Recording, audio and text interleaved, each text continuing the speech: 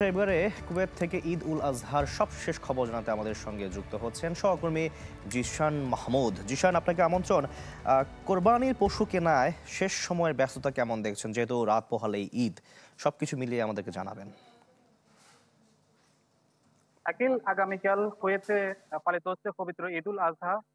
ভোর 5টা 3 মিনিটে কুয়েতে 57টি ঈদগাহ ময়দান এবং সকল মসজিদে একযোগে নামাজ আদায় করবেন প্রবাসী এবং কুয়েতের নাগরিকরা। এছাড়া কুয়েতে বাংলা খুতবা শুনতে পারবেন প্রবাসী বাংলাদেশিরাও। বিশেষ করে এখানে সবচেয়ে বড় জামাত হবে হাসাবিয়া বড় মসজিদ বাঙালিদের জন্য, এবং কুয়েতের মধ্যে কুয়েত সিটির বিল্লাল বিন রাবা মসজিদ এবং গ্র্যান্ড মসজিদ। কুয়েতে ঈদ উল আজহাকে কেন্দ্র করে সবচেয়ে বড় যে কোরবানির হাট বসেছে সেটি হচ্ছে সেফডি এলাকা। এছাড়া সরকারি আরো কয়েকটি জায়গায় কোরবানির হাট বসেছে।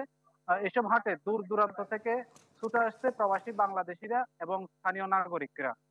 বিশেষ করে শেষ মুহূর্তের যদি প্রস্তুতির কথা বলি, এখানে কিন্তু ঈদের আগের দিনই কিন্তু জমজমাট হয়ে ওঠে এই স্থানগুলো।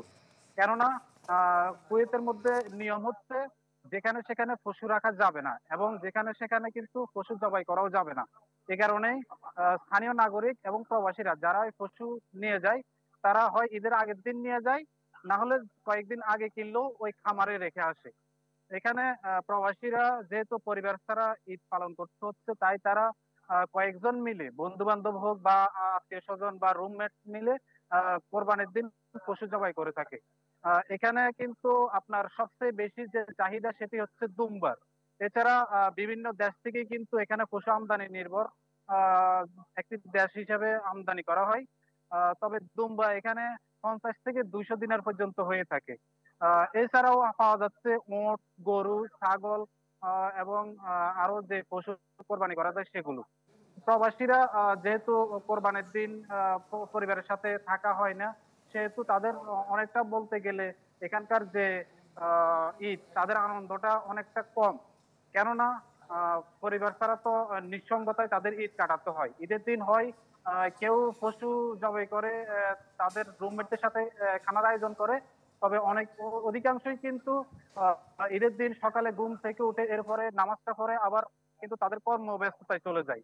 এছাড়াও কিন্তু অনেকে আছে ঈদের দিন সকালে নামাজ শেষ করে পরিবারের সাথে কিছুক্ষণ কথা বলার পরে এরপরে সারা দিনটি ঘুমিয়ে কাটে দেয়। আবার যাদের সুযোগ থাকে তারা হয়তো বিকেল বেলা বিভিন্ন স্থানে ঘুরতে যায়। বলা চলে এখানে প্রবাসীদের আনন্দ বলতে কিছুই নেই।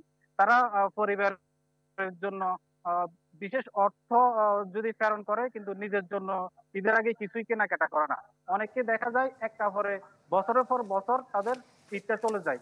আর্থিক সমস্যা, এছাড়া বিভিন্ন সংকটের কারণে তাদের দেখা যাওয়া হয় না। এছাড়াও আছে বিমানের টিকিট সংকট। কেননা আমরা দেখতে পাচ্ছি আমাদের যে বাংলাদেশ বিমান আছে, একটি পুরো মে মাসে একটি ফ্লাইটও ছিল না, যেখানে তারা সপ্তাহে 3টি ফ্লাইট পরিচালনা করে। এই ঈদের আগে টিকিট সংকট এবং জিশান, আপনাকে অসংখ্য ধন্যবাদ আমাদের সঙ্গে যুক্ত হওয়ার জন্য। অনেক অনেক ধন্যবাদ। দর্শক, কুয়েত থেকে আমাদের সঙ্গে যুক্ত হয়েছিল সহকর্মী জিশান মাহমুদ।